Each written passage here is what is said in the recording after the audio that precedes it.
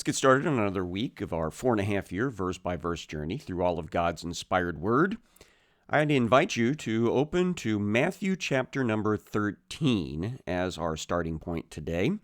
We have parallels in Mark chapter number 4 and Luke chapter number 8, if you'd like to go ahead and move your markers to those places if you haven't done that already. We are still looking at that very busy day at the beginning of Jesus' second year of ministry up in Galilee.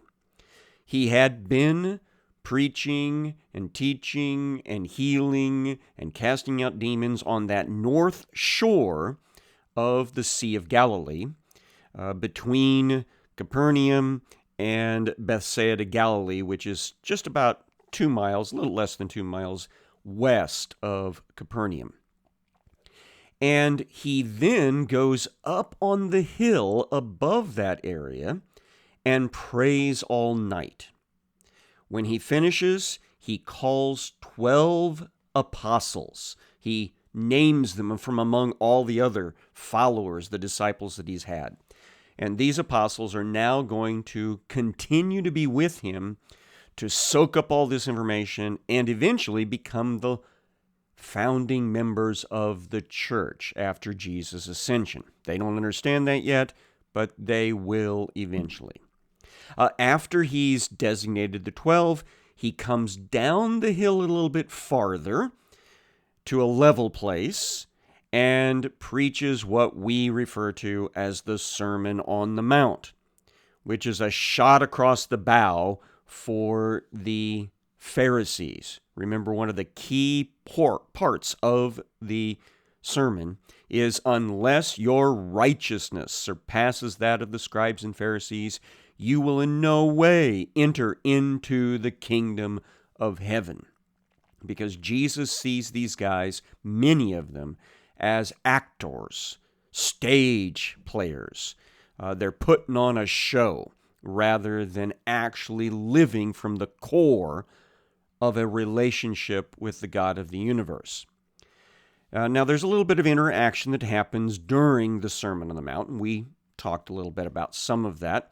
But one of the things that also happens is Jesus goes into a building at some point, one of the houses that are there, perhaps Peter's house, that is in that same general vicinity, it would seem. And it's so crowded that he can hardly even eat. And so it's at this point that his mother and his brothers and sisters and their spouses, his closest family members, show up to effectively take him away for an enforced vacation because they are concerned that he is over the edge, that he is out of himself. Ecstasy is the word in the Greek. He is outside of himself. And this is all because he's not eating, he's not sleeping, and he is taking on one of the most powerful groups in Jewish society. But Jesus instead points out his real family are those that hear and do the word of God. So even them sending a message in to try to get a hold of him, to take him away, turns into a teaching opportunity. Now, that's probably only about half the day. Now we go into the afternoon of that same day. Matthew chapter 13. That same day, Jesus went out of the house and sat beside the sea. Now, Mark is following up on the events that I was just referring to and puts it this way. Mark 4:1. Again, he began to teach beside the sea. And then Luke chapter 8, verse 4, after talking about some of the ladies that are traveling with Jesus and the apostles, providing and caring for their needs, says, when a great crowd was gathering and people from town after town came to him, he said, and then we'll get into the next part in a moment. So what we've got is Jesus is coming out of the house and he's back down by the seashore, and he's being mobbed. There are people everywhere demanding his attention. Most of them seem to want him to do miracles of healing and casting out demons, but others do want to hear what he has to say as the presumed Messiah that they've been waiting for. They've anticipated the coming of the great King, the Anointed One, that would bring an end to all the problems of life and would set up the eternal kingdom. And the Daniel chapter 9 prophecy indicated that they were living in the tail end of the countdown to the appearance of the Messiah. So these guys are really riled up.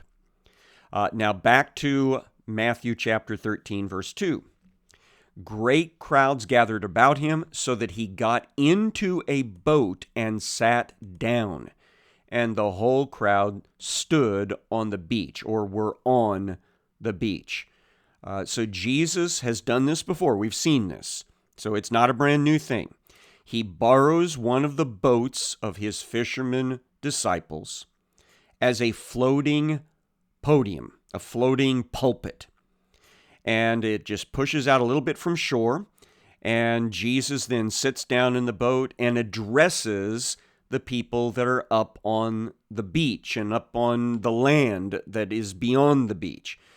More than likely, we're talking about a place between Capernaum and Bethsaida, Galilee, which the fishermen used as kind of a staging area for cleaning up their nets and things like that after their fishing expeditions each day. So it was not a built-up area right down by the lake. In the houses and things would be a little bit farther up the shore. And so Jesus has got all these people gathered in this area, and it slopes upward from the water. It's the perfect auditorium. In fact, if you go to this place and you can see there's a bit of a curve area, a couple of areas that are like this, that are a curved bay area in this vicinity that could have been used quite well for this, so that he could speak to several thousands of people at the same time and all of them hear him well. But what does he do? He preaches in parables. Now, what's a parable? That's actually a Greek word, parabole. It means to throw alongside. We might want to use the Latin word, illustration, which has to do with putting light on something. But it's clearly the intent to tell a story from everyday life that if you think about it, you can sort out some important lesson. And we'll get to that being the whole point of Jesus telling parables in a little bit. When I was a kid growing up in church, I was told that a parable was a heavenly story, an earthly story with a heavenly meaning. And that is true.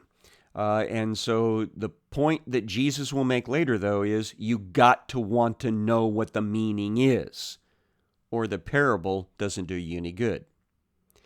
So Matthew chapter 13, verse number 3. And he told them many things in parables, saying. Now, he is going to talk parable after parable after parable after parable here in his floating pulpit.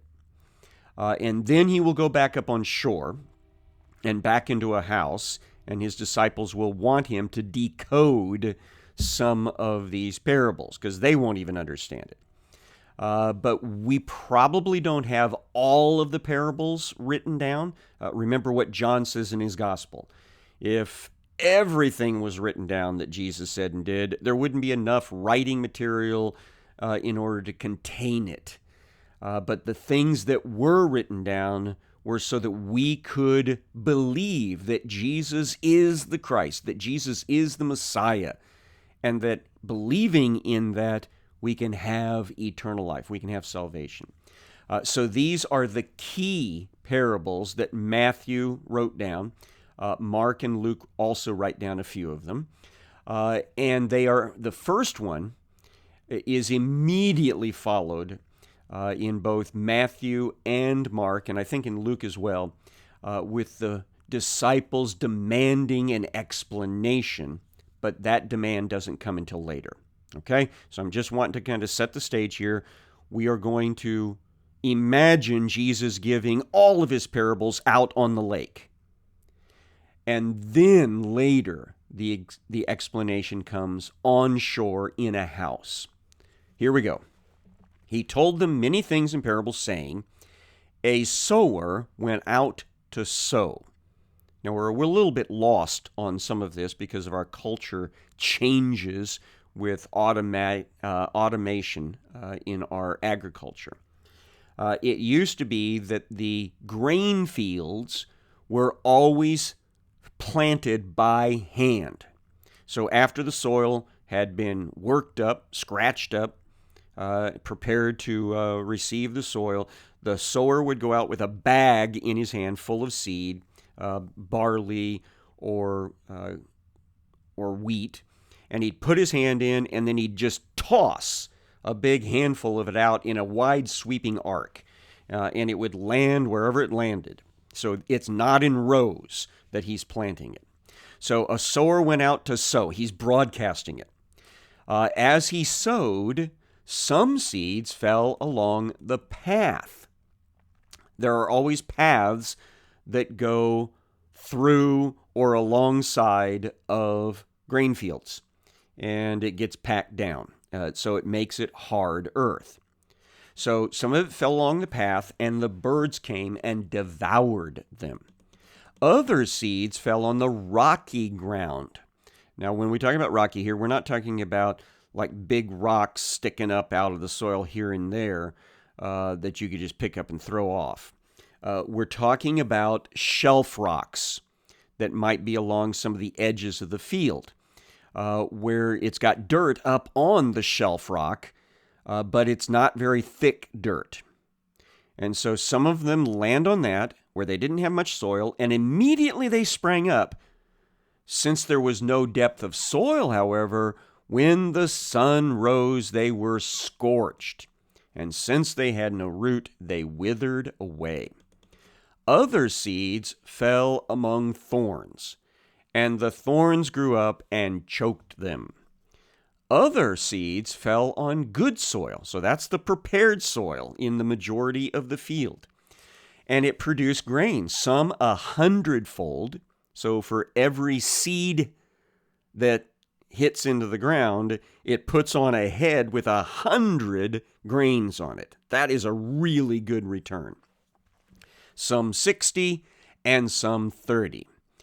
And then Jesus makes this overarching appeal. He who has ears, let him hear. Or he who has ears to hear, let him hear.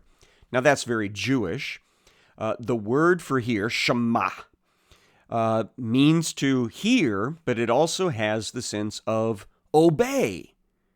So hearing is just not simply letting the words bounce on your eardrum.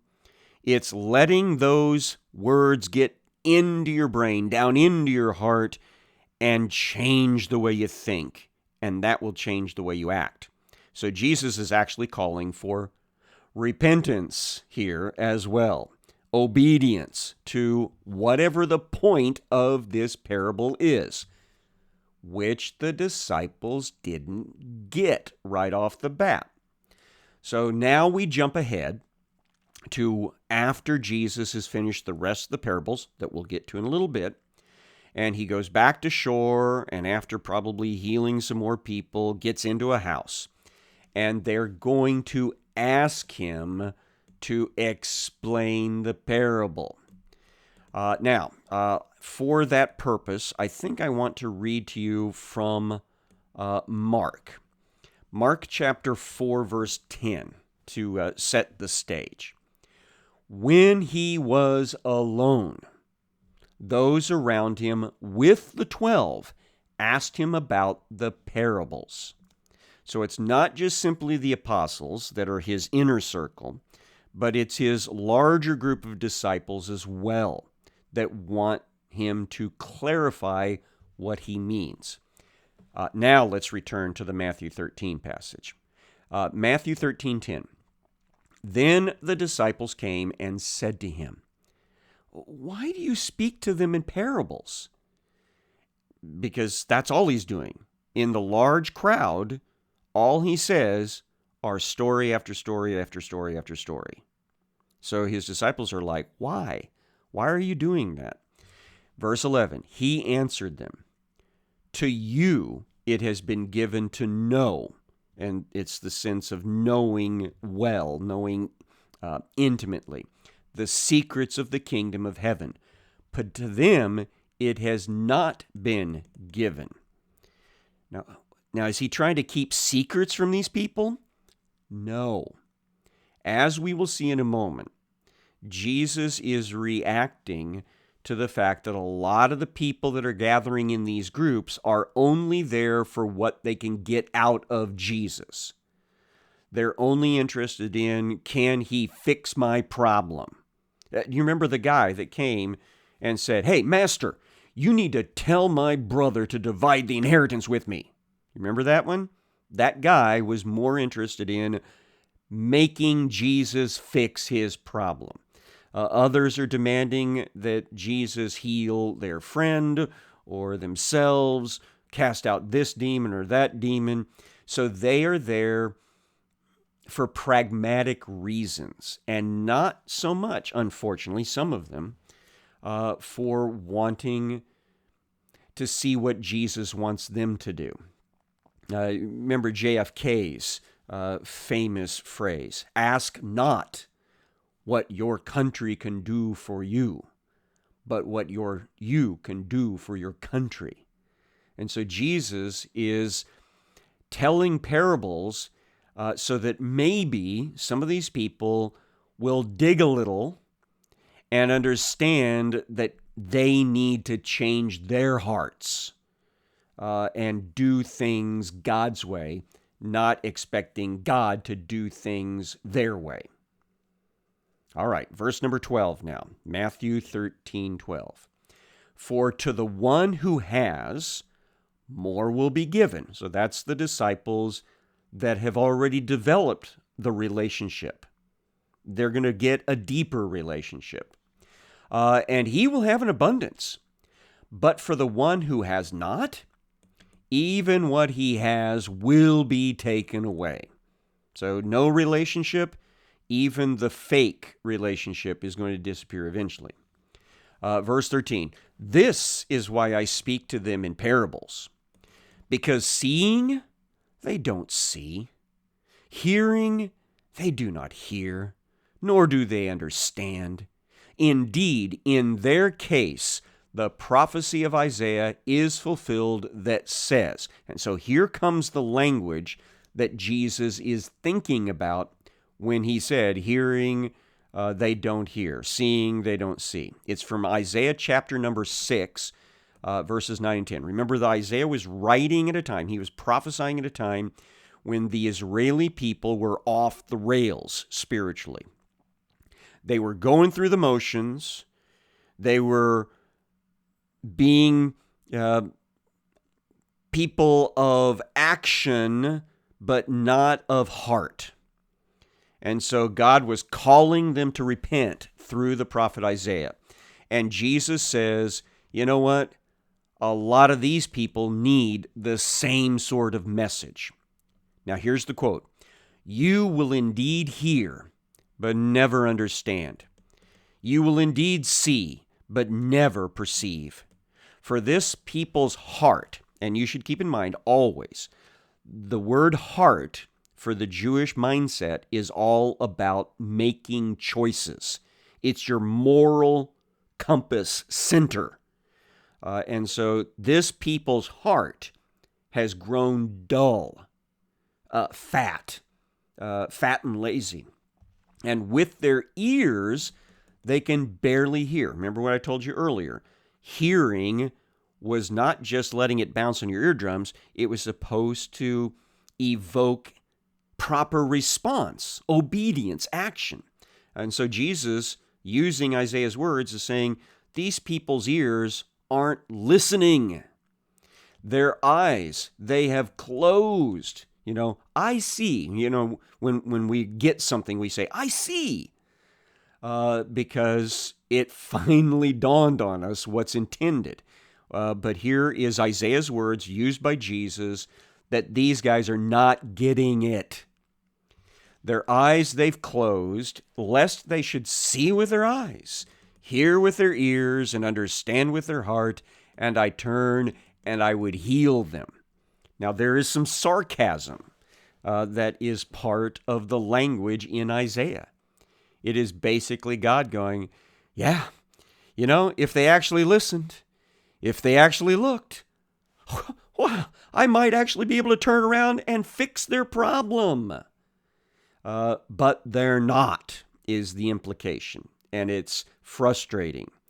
All of us who have had children, all of us who have had students, we know that sometimes they can be frustrating. And of course, those of us, when we were students, when we were children, we were the source of that frustration.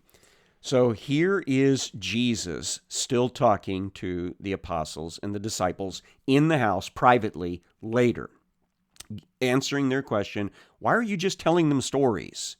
Verse 16, blessed are your eyes, for they see, and your ears, for they hear. So they have been getting it. They have been repenting, and they have been living the new life. And so that's why he is not talking to them just only in parables, because they are already advanced in their relationship. Truly, I say to you, many prophets and righteous people long to see what you see and did not see it, and to hear what you hear and did not hear it. So these guys are being told, you are in a special class, because there's been plenty of people in the past that wished they could have heard the words of the Messiah, and they didn't get it. And so here is the explanation of the parable that comes up next. Now, let me bring in something from Matthew chapter 4 at this point, because I think it's only in in Mark chapter 4, verse 13. He said to them, do you not understand this parable? How then will you understand all the parables? So Jesus kind of chides them at the beginning, right after telling them that they're blessed because they get it. He says, but how come you don't get this one? Because this is a key to understanding all of them. If you understand the components of this parable, everything else should fall into place for you. And so that's why it's great to have his explanation. And let's go ahead and go back to Matthew and finish today with Jesus' decoding of the parable of the sower. Verse 18 of Matthew 13. Hear then the parable of the sower. When anyone hears the word of the kingdom and does not understand it, the evil one comes and snatches away what has been sown in his heart. This is what was sown along the path. So now we find out that the seed is the word of God, the message of God, the gospel. And the soils are all the hearts of people are hearing that gospel. And so the hard-hearted ones, they don't even let it sink in. And so Satan is able to kind of get it out of the way before it can do any good whatsoever. So one of the big problems with hard-hearted people is God has to plow up that heart first. And sometimes that takes some pretty rough circumstances in order to prepare for them to hear the gospel. Verse 20, as for what was sown on the rocky ground, this is the one who hears the word of God and immediately receives it with joy. Yet he has no root in himself, but endures for a while, and when tribulation or persecution arises on account of the word, immediately he falls away. So these are the people that hear, and they're all excited about what they hear. They love it. It's a great story. It's a great promise of salvation. But they have no depth. They are shallow. There is nothing to build on. And so when trouble comes up later, and it always does, because Jesus said, I tell you, you will have persecution in this world. So everybody that embraces the gospel, sooner or later, is going to get a hard time because of the gospel. And so when these guys get that hard time, when the heat gets turned up, they're out of there. I didn't sign up for this. These are the ones that walk away from the word. Verse number 22. As for what was sown among the thorns, this is the one who hears the word, but the cares of the world and the deceitfulness of riches choke the word, and it proves unfruitful. And so there are some people who have weedy lives. They let other things compete way too much with their spiritual relationship with God and with God's people. These, sometimes we refer to folks like this as carnal believers. And so they get easily distracted. They're very marginal. And because of that, they bear no fruit. And of course, bearing fruit means helping other people come to relationship with Christ. And so these are the immature ones that have got serious problems. Then verse 23, as for what was sown on good soil, this is the one who hears the word and understands it. He indeed bears fruit and yields, in one case 100-fold, in another 60, and in another 30. And so the goal of every Christian should be make more Christians. Help make more Christians. And so if you're not doing that, reevaluate why. Make sure that you're not a shallow or a weedy Christian. Come back tomorrow for more parables from Jesus.